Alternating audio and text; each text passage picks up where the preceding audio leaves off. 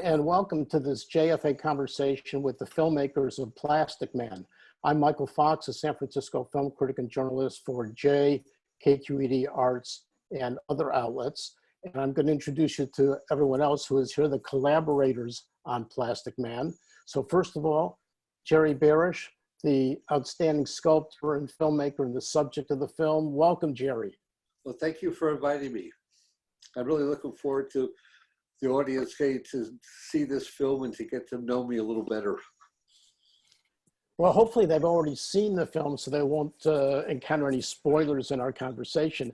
And what we have is both new and old fans now of Jerry Barish.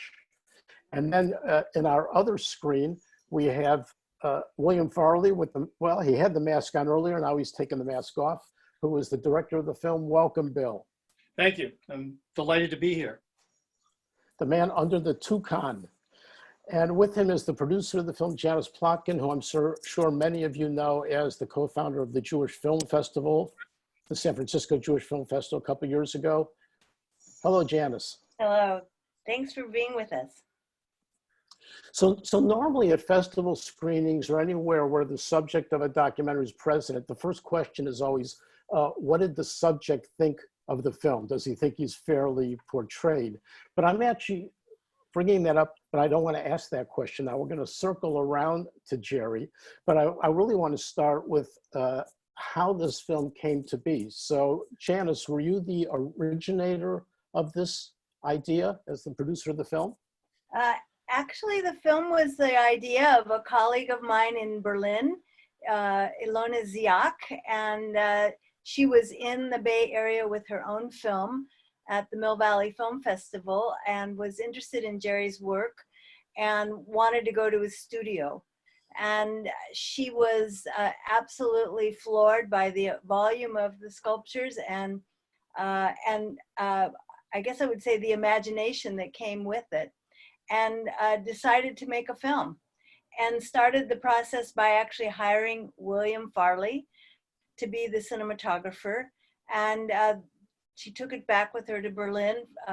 Several years went by and nothing happened. At the same time, there was an opportunity for Jerry with a outdoor art commission. And there was an idea in the Bay Area. The commission was in the Bay Area. Oh, yes, yes. There was a competition, a national competition for Bay Area, for sculptors for a Bay Area neighborhood called the Bayview Hunters Point. And Jerry was someone who applied for that. At that point, we knew that we had a story with an ending and decided gently to suggest to Ilona that we take over the project. She was very relieved. William, actually being the artiste that he is, wanted to start all over with his own vision. And so we began. So let me go to William, who I'm going to call Bill. That's fine. So Bill, that first shoot that you went on at Jerry's studio, his old studio, we're going to hear something about his new studio at the end of this conversation. Was that the first time you met Jerry, or did you have a history with Jerry? Oh, no, I've known Jerry for years. God, I don't know how we met, I guess through the art world, and I liked what he was doing. And the opportunity to make a film about him, and particularly about his work, I was encouraged to do that. That sounded like a good idea, a good project. So could you talk a little bit about your conversations with Janis when you came on as director, as opposed to a director of photography for hire, how you envisioned the project? Well, I'm an intuitive, and my process of making anything is a gathering process. So I recall one of the first things that I wanted to do was to interview Jerry's mother. And this flew in the face of kind of common sense in a way, because it's a movie about Jerry's art. But you know, I'm interested in what drives someone. And what is the thing, what's the motivating factor that makes them a slave to their passion? And I thought, well, his mother was about 90. I don't think I want to wait for this. So I jumped in by interviewing his mother, which I did several times.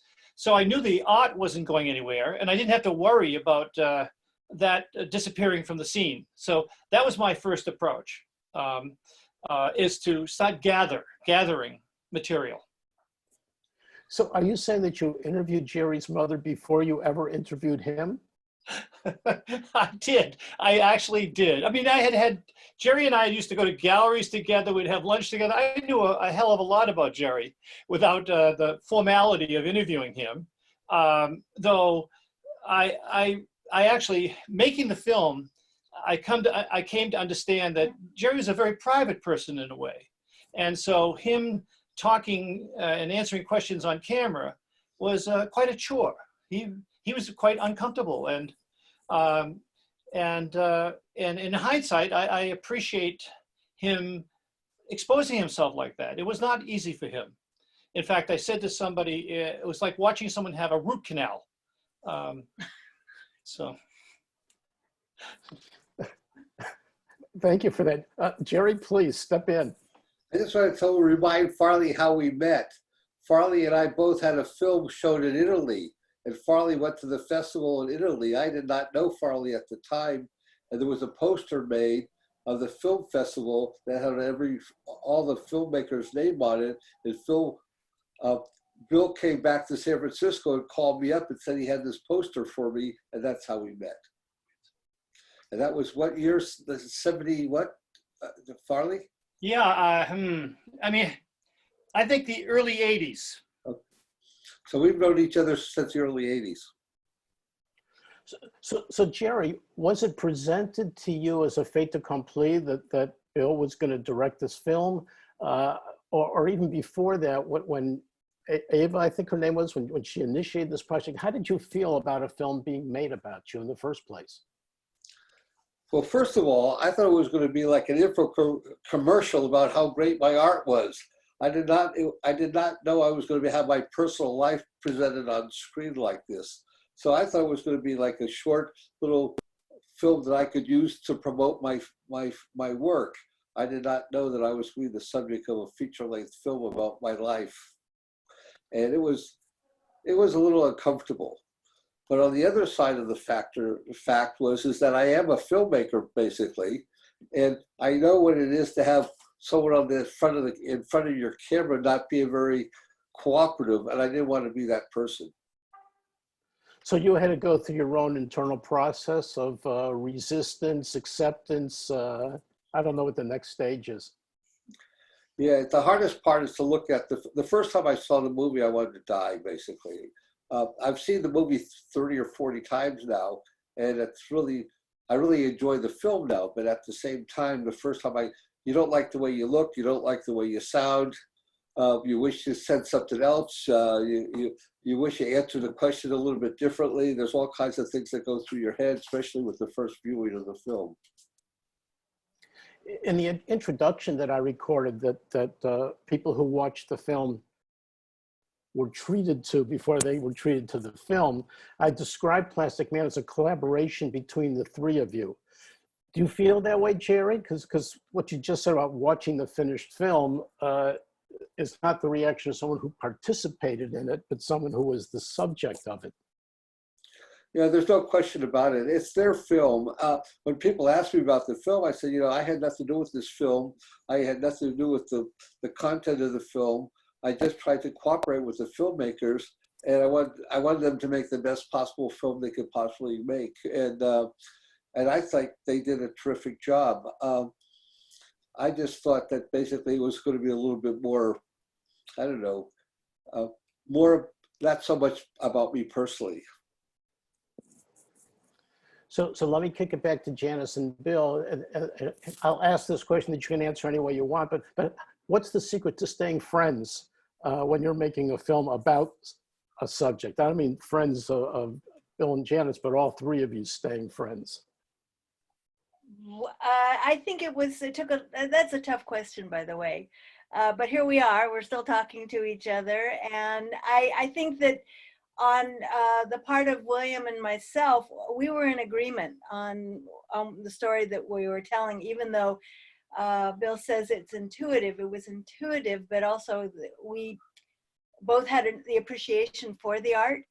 And in my case, I was really looking at the turning point in Jerry's life from being a businessman, bail bondsman, to really allowing the creative force to go forward. And I had read this book called The Second Half of Life myself at a time when actually I left the Jewish Film Festival. And they say that you try to fulfill in the second part of your life those unfinished desires and wishes. And I felt that this was both something that I was internally struggling with, and also watching how Jerry handled that by first pursuing a life as a filmmaker, and then transforming that into building stories by making sculptures. So I was fascinated both by the work, but also the psychology behind making those kinds of shifts. And also, if I can just say, because of my own position professionally as a film programmer, I knew all of William Farley's work. I had the pleasure of being able to curate and select and include Bill's work at the Mill Valley Film Festival when I worked there. And then the last film he made before this was a portrait of an artist at a certain phase in her life. So this felt really good for me. Anything you want to say about staying friends? Well, for one thing, this was a real collaboration. And I mean that, you know, I knew Janis socially, but I didn't really know the chops she had as a producer. And all through the process, which went on for quite a while, because it took some time to raise the money, Richard Levine, who is another collaborator, the editor, and I would show Janis cuts, edits, and she saw things that neither one of us saw. She had an eye to an overview, and you know, I'd say 90-something% of the time she was right. It was shocking that we had our blind spot. So in relationship to, so I think there's an enormous amount of gratitude for her trust in the group of us making this film, but it took a lot of trust. This film was very experimental, and we did find these arcs, which Janis just mentioned, but she really helped shape this film all the way through it. So I think when you work with people who are successfully helping the completion of a film with their aesthetics, then you're grateful. And Janis credits you with bringing the notion of a more of a narrative impulse to the film, which is both present in your earlier work, but also a lot of your earlier work is poetic and moody and not necessarily plot driven, shall we say? Well, for me, I'm always looking for what's driving the situation. So when you ask about plot, once I find an influential moment, whether it's in someone's childhood or their marriage or their self-evaluation, their esteem, that is what I drive towards to explore in every way I'm able. And so Jerry has always had great ambition, enormous ambition. And so I wanted to know where that ambition came from, knowing that whatever we got out of these interviews with all these people, but in particular his family, would shed light on what is making him dedicate his life to the art.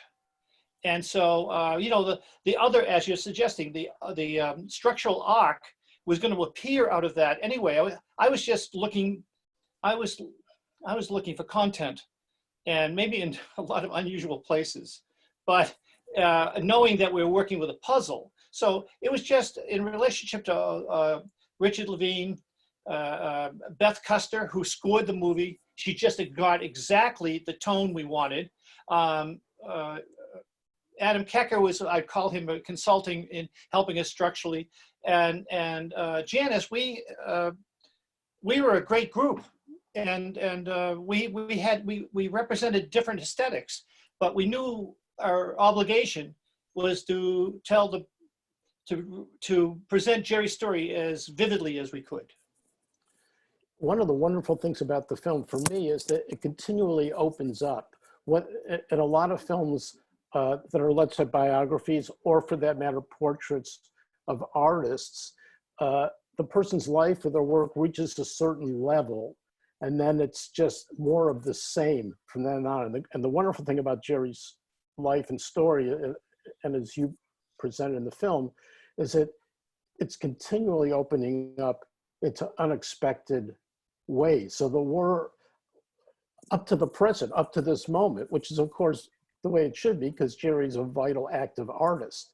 But you don't always get that feeling in a film. I'm not sure that there's a question there. Maybe you want to talk about the commission that Janis referred to in the beginning and how that plays into the last third of the film, perhaps. Oh yeah, the Hunter's Point. Yeah, that gave us a third act. Right. Please Yeah. jump in. Yes, we well, people have. I don't want. I guess it's okay to reveal that Jerry won the commission, and we were all excited about that. And he was able to finish the bronze in a foundry, and then we waited and waited because we wanted to shoot the installation of the art in this park in a beautiful way. But it was a City of San Francisco issue as we watched that the actual building of the park was delayed. So it took another year or so before we were able to really give the film the authentic ending that it has. We even restaged the installation. We made believe, we faked it. We got a crane, we did all this stuff. And just because we weren't sure that it would ever be installed, and it was a finale, it was something, for all the struggles he had gone through, this was an audience's uplifting part of it. And so, but finally the city intervened, and it got installed, and we were there for it. Yeah. The original commission was Obama stimulus funding for the arts. And so that came after way after 2008. We started working on the film in like 2010, 2011. So money was given for what was called redevelopment neighborhoods, and Bayview Hunters Point is a industrial area and a lower income neighborhood, and there was a desire to have beautiful art in the neighborhood, and so thus they had the competition. Jerry was selected and was among the top 2 or 3 people who got the largest grants. And I invite our audience to go to Bayview Hunters Point to see it is now installed in front of a lovely cafe for people to sit and admire the work, and there's a garden around it, and it's quite lovely. So. Ample space for physical distancing at this point in time too. Jerry, Yeah. did you want to talk about the commission? Yeah, well, one of the scenes of the film that we had to recreate is when I got the notice that when I called Nancy up to tell her that I had got the commission. And I know that Farley wanted me to be excited about that. But the truth of the matter is that getting that commission was scary. Now what do I do?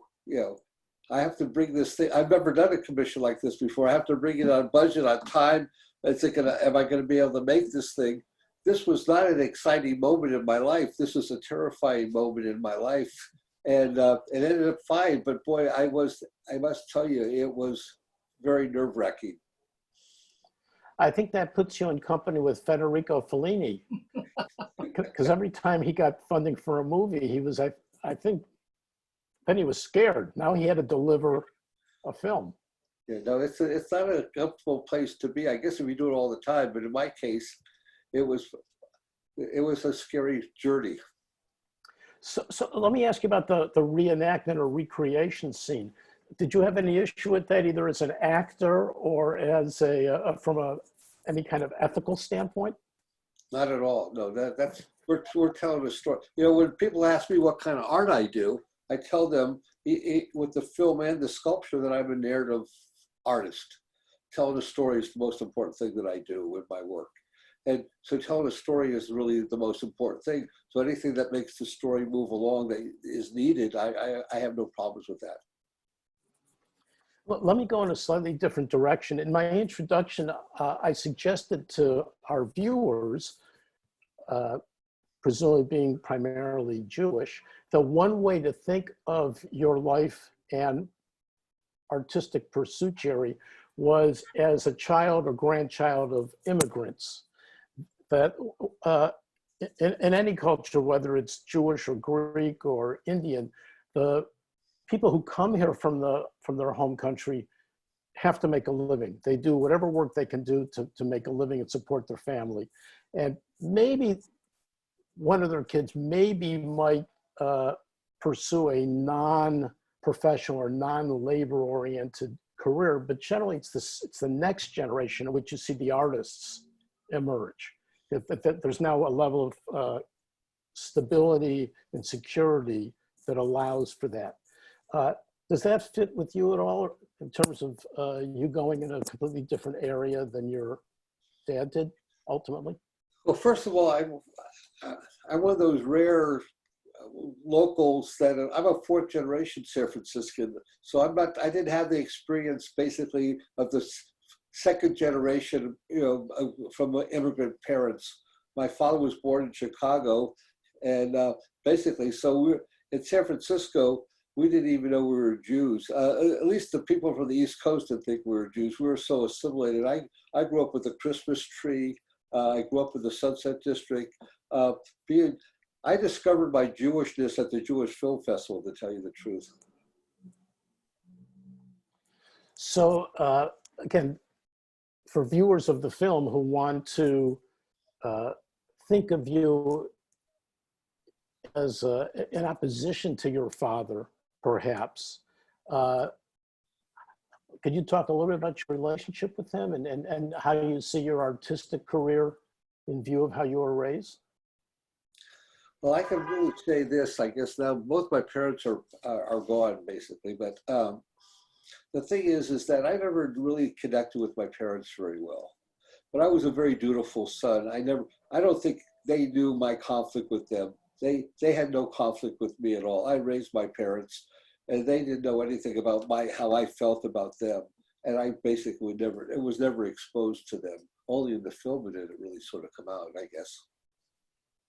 Interesting. I wonder, Bill. Yeah, Bill, please.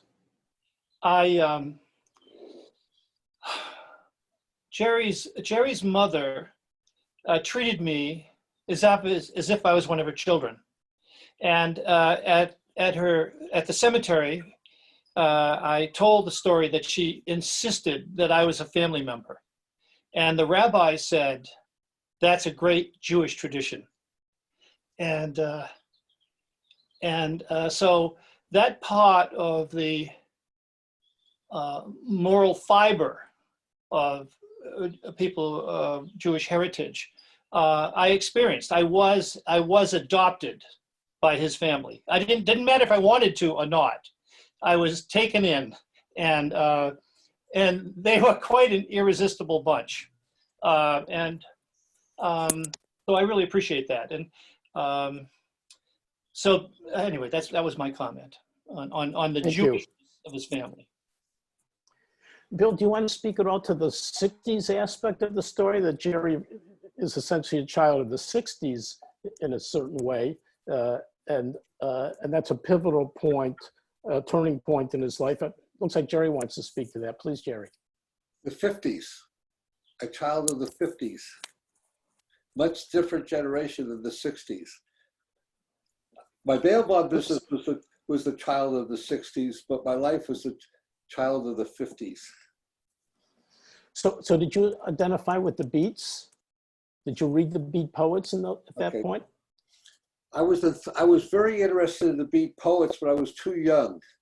I used to walk down Grand Avenue when I was in high school in 1957, when all this stuff was happening. I wasn't old enough to go into the bars and stuff where the beats were. It was like going to a zoo, I guess. You're walking around as a voyeur and watching what was going on.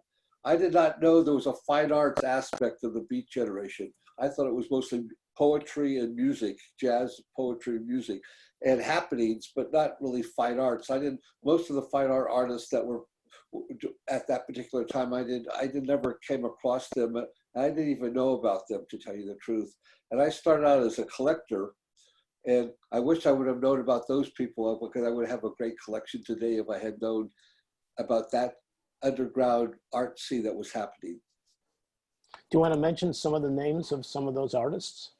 Well, there could have been like Fred Martin, and there was like Bruce Conner, and I would say Bruce Connors and those guys.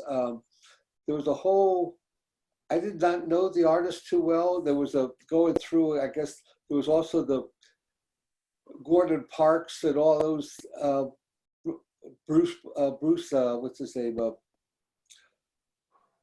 Bischoff and all those artists that were painting during that time. I didn't even, Paul Warner and Bill Brown, I didn't know they existed back then. DeFeo? Yeah, I did not know who she was. Yeah. So Joan Brown, any of those people, I didn't know any of them. Yeah. Janis, you're definitely a child of the 60s, but you want to talk about the 50s? No, I am a child of the 60s. So this is why part of my fascination with Jerry was that he was the bailout guy for all the activists of the 60s.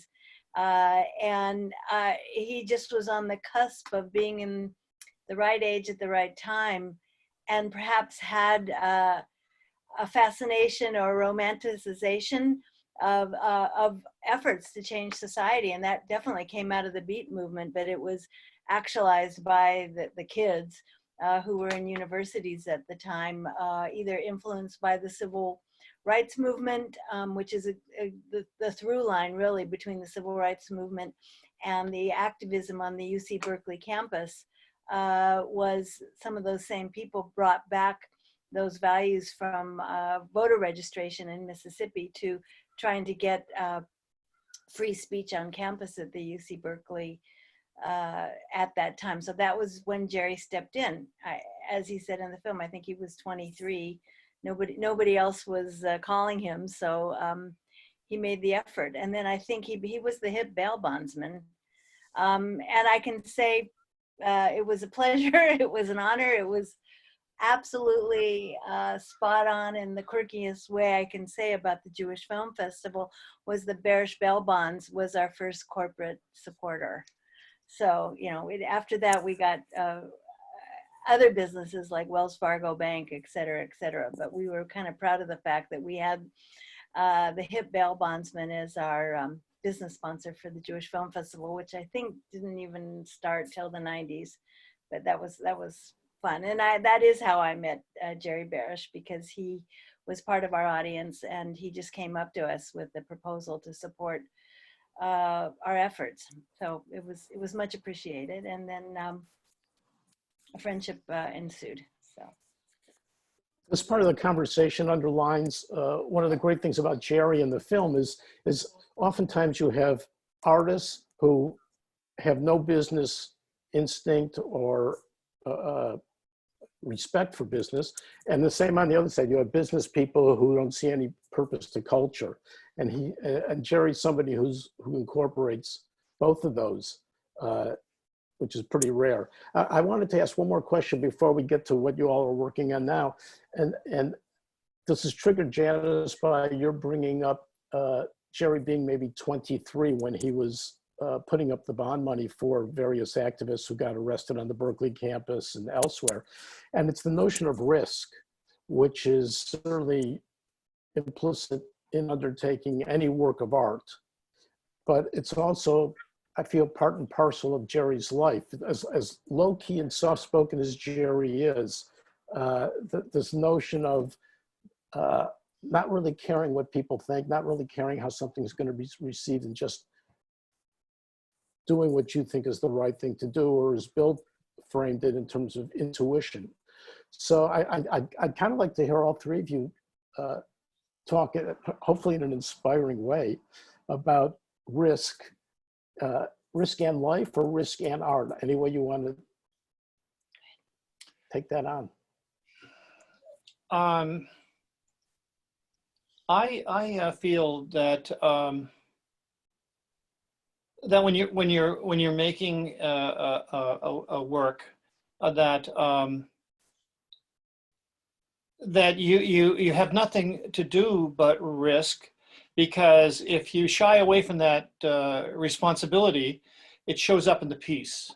So you have to kind of challenge your own fear and and go forward. I think what's amazing, and I think it happened with Plastic Man, is at a certain point, the film was telling us what it wanted and what it wouldn't accept. It would actually like throw it out. And then if that didn't happen, then Janis would step in, and her intuition on this was pretty damn impressive. But I think that with Jerry, he moved from the moving image to the frozen image. And that's what his sculptures are. I mean, I think his great talent is to capture gesture that is very compelling. And I think whether the materials put you off or you think it's wonderful, you can't deny he has an intuition which is true to him. And it seems to read to me that he can hold the gesture that is universal about what he sees. And so that's very risky, but I think he's proven it enough. And he never censored himself I don't think he very seldom made a film, made a sculpture that his preoccupation was to sell it. That was not who he was. He was determined to make what he wanted to make, and everything else be damned. I think. Thank you. Jerry, Janis, who wants? Okay, that's a good, that question has a lot of deep meanings to me, I have to tell you. In the movie, I made a comment that I didn't drink or use drugs during my lifetime. And I don't know if that sounds square or whatever it is, or anyway, but I don't like having any control over me. I guess the bail bond business, when you're in the bail bond business, you see the underbelly of everything, and you see what alcohol and drugs does to people. You see how, and I didn't want to have anything control of me. I also never had a mentor. I did everything my own way. In my films, I wrote every line of dialogue.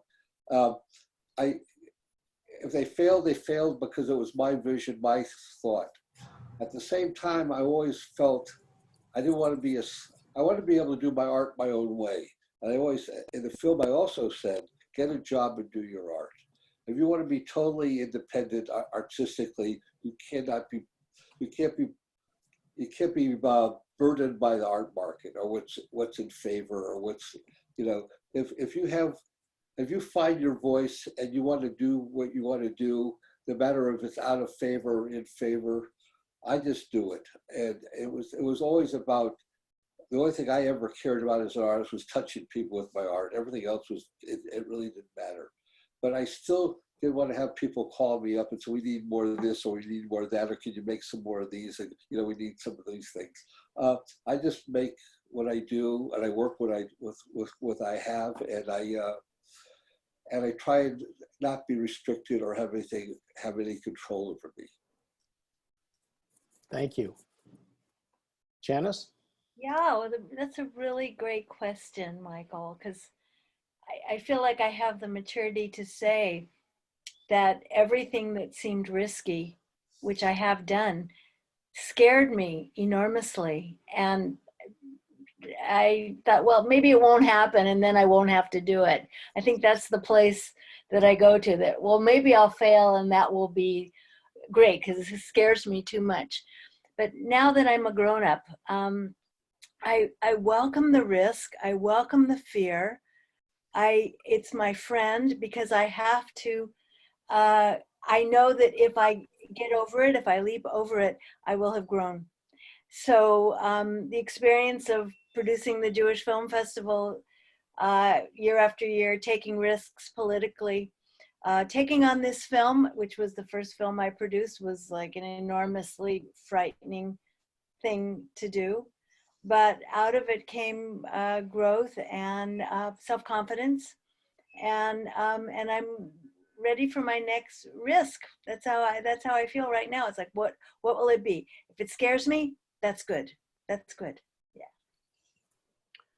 Yeah. That's a smooth and straightforward transition into the last question, which is what's on your table or on your plate now. But in the spirit of everyone being so candid and honest, I feel compelled to confess that long ago I realized that I was drawn to write about film and to write about artists because I, aside from having nothing to say, I was unwilling to take the risk that artists take, but I so admired them for doing that. Wow. So with that, Jerry, why don't you talk about your new studio and what's happening now? Well, this is a pretty important part of my life. I'm 80 years old now, and it's very rarely that someone 80 years old gets a whole new chapter in their life to start. I feel like I'm starting a whole new chapter, a whole new life is happening right now. I had sold my old studio, and I was supposed to be moving into a new studio in the Mission District in San Francisco. I thought I would have been there by Thanksgiving of last year, and I'm still not in. So I haven't really been doing anything really creative for over a year, which is very frustrating for me. And the studio has been sort of hanging over my head, and I now am looking forward to having this new studio, a whole new audience, a whole new, bring my work to a whole new community. It's very exciting. I'm in a really, right in the heart of the Mission District, which might be one of the hottest districts, I guess, before the pandemic, maybe the state of California. And I just am here just on pins and needles waiting to go in there and start to be creative again and start this new part of my life. So again, the way you work, it's not as if you can sketch figures or sketch ideas because your ideas emerge from the materials themselves, yes?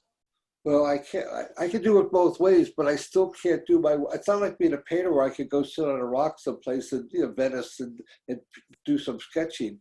But the materials are really the most important part of my work, and I can't bring my materials home, and all my materials are in storage. And so there's and all my work is right now, because of the construction, is filthy. And so we're going to have to go in there, clean everything up, clean all the materials, set up. It's going to take me a few months even to get back to doing artistic work after I get into the studio. But the thing is that I do have, all I see is so much work that has to be done to even invite people to come to the new studio. So as we sit here in late May of 2020, will you be able to get into the building in the next few months and progress the build-up? Before the pandemic, they said it was about 85% done. It didn't look that done to me, but and they've been working for the last 2 weeks. And I think a lot of the issues we have over there is a lot of things besides the actually work that they have to do over there. It's the inspectors that they have to get in there to inspect the work that's been done, and they probably have a big backlog there, and probably it's probably if I get in the next couple of months, I'll be really grateful. Should we encourage viewers of this conversation to go to your website, Jerry, and get on your email list for such point as you open? Yeah, please do, because if you get on the website, what I can do is that I can inform people when the place will be available for visiting. And also, it's jerrybarish.com, and it's pretty easy to get on there. And I would like to say one thing, if Father could do me a favor. And when I was at the Art Institute in San Francisco, one of my classmates was Ashley James. And Ashley James did a lot of cinematography in this film that is gorgeous. And it was Farley's idea to hire him. And anyway, I think we should give a little hands up to Ashley James, if I may.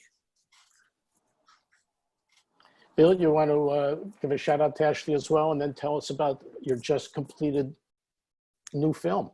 So Ashley James shot Jerry's sculpture that we used to celebrate the work. He lit it, and we did it on a turnstile. And he did a brilliant job at photographing it in a very high-end camera. And he did it as a favor. He worked for 2 days. We worked really long days. And he's a friend of mine as well. And he made a major contribution to the movie because his photography brought it out, brought the quality of what Jerry had accomplished to a new level graphically. So we're really grateful to Ashley. Wonderful filmmaker and also a terrific cinematographer. Thank you. So tell us about your new feature documentary. Well, I was working on a film that I was commissioned to make about Elaine Badgley-Arnoux, a San Francisco painter in her 80s who did paintings of catastrophes of the 20th and 21st century and portraits. And during one of the setups in her studio, her husband, Harold Kozloff, told me 3 stories about what from World War II. And I had never heard any stories like this. And a couple of years went by and I called Elaine. I said, you know, Elaine, I can't get Harold's stories out of my mind. I wonder, do you think he'd ever be willing to tell his stories on camera? And she said, he's been waiting his whole life to tell his stories about World War II on camera. And so I was off and running. And there's some kind of magnetism when you start working on something, because out of the ether, 2 other men appeared. And both of them, one was a medic, and the other man was a platoon sergeant. 2 of the 3 men are Jewish, and they are stories that have never been told before. They have there's a level of violence that these 3 men, including the medic, Leo Litwa, who never hurt anyone, that they lost part of their soul. They left parts of themselves that were not able to reclaim after combat. And so I got to be friends with these 3 men. They're all dead now. And I just jumped in. They were in their 90s when I met them. And so I just started filming. And I didn't wait for a grant or anyone to say I was doing anything that was valuable. I just surrendered to the material, and I ended up loving these 3 men, and I possessed their legacy, and it's an extraordinary story. It's frightening, and it's sad, and it also is an amazing profile of the human spirit. It has so much politics in it. I don't even want to go there, because the anti-Semitism in the American army, and never mind the Germans, and the idea of revenge, and losing your capacity to be civil. There's no, what this movie says is no individual is necessarily evil. War is evil. And anyone who's exposed to it, they are compromised. And the film's almost done. The working title is I Wanted to Be a Man with a Gun, 3 American Soldiers in World War II. that's what I'm up to. It's probably too soon to talk about where you might premiere it next year, early next year. I'm laughing. It's like, I feel like it's very close to being done. And I have but as Janis can testify, there's so many elements. Beth Custer is scoring this movie. She's, I don't know who, you know, Bill Jersey, the documentary filmmaker. So he actually was in touch with me, and I sent him a Vimeo of the last edit. And now Bill Jersey is a guy, you can't get a compliment out of him. He's 93 and he is as tough as nails. So he called me and he said, Beth Custer is brilliant. He said, with the intelligence in her score, and then he threw a few nice things in my way, that what he liked. And he had actually would say, 43 minutes and 12 seconds, I really like that scene. 55:03, so he really looked at it. So I'm excited that someone I hold in such high regard thinks that it's a really good film. When it's done, I hope in the very near future. I feel like I'd like to get paroled from this project. I got 3 years full time in it. And Bill, do you have a website that you can tell people about that they can? There's 3 scenes from the movie on the website. It's farleyfilm.com. Farleyfilm, one word, .com. farleyfilm.com. Thank you, Bill. Janis, can you follow that act? First, I wanted to say, no, I can't. But to be in the presence of great artists is, for me, a dream. And my next projects actually have to do with artists, no surprise. I'm working on a film with another partner, Fraser Bradshaw, who is also a cinematographer, a director. And we're both interested in the slam poetry world of Oakland, and we're working with the slam poet to tell a story through the poetry. And that is about all I know. I am afraid. It feels really risky. So that's exciting to me. So I see that as a direction I'm going in now. I've been gone from the Jewish Film Festival screening Plastic Man on their Cinegogue sessions as we try to have a life that's enriched by culture, by music, by film. It feels like we're all being innovative at this moment in trying to stay connected. So I thank them for that and for this opportunity. And I also thank William and Jerry for being my sources of inspiration as they keep going as artists. And I wish that for myself with a new film project and a writing project, and my garden has never looked better. So yeah, it's looking forward to being sprung out of jail soon, but that's the plan. So, and thank you, Michael, also for being our host and for your willingness to work with us and for your support as a film critic. Thank you so much. Yeah. That's very kind. Thank you, Janis. I have nothing to add other than I found this a funny and in places moving and in places very inspiring conversation today. So if I could end with a 60s expression, keep on keeping on. There you go. Okay, thank you. Thank you. Thank you. Thank you so much. Thank you all. Bye-bye. Bye.